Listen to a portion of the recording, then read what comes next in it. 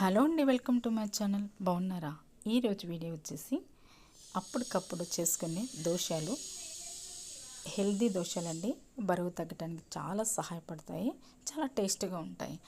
ముందుగా నేను ఇక్కడ రేషన్ బియ్యాన్ని తీసుకున్నానండి. రేషన్ బియ్యాన్ని నానబెట్టుకునే ముందే మనం శుభ్రంగా కడుక్కోవాలి, లేకపోతే ఎక్కువ డస్ట్ ఉంటుంది కదండి. అందుకనే ముందే కడిగి మనం నానబెట్టుకోవాలి. నేనైతే ముందు కడిగి రాత్రంతా నానబెట్టుకున్నాను రేషన్ బియ్యాన్ని. ఉదయాన్నే లేచి మరలా శుభ్రంగా కడుక్కొని మిక్సీ జార్ తీసుకొని మిక్సీ జార్లో ఈ పావుసేరు బియ్యాన్ని వేసుకున్నాను. బియ్యంతో పాటు నేను ఇక్కడ ఓట్స్ తీసుకున్నానండి. ఓట్స్ వెయిట్ లాస్కి చాలా మంచిది, ఆకలి కాకుండా కూడా చేస్తుంది అనమాట. ఒక అరకప్పు కూడా తీసుకున్నాను. ఒక పావుసేరు బియ్యానికి 1.5 కప్పు నేను ఓట్స్ తీసుకొని ఒక చిన్న గిన్నెడు నేను పెరుగు తీసుకున్నానండి. తగినంత సాల్ట్ వేసాను.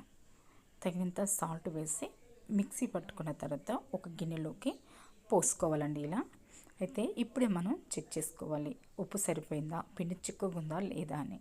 ఇలా సరిపోతే కొద్దిగా వేసుకోవాలి.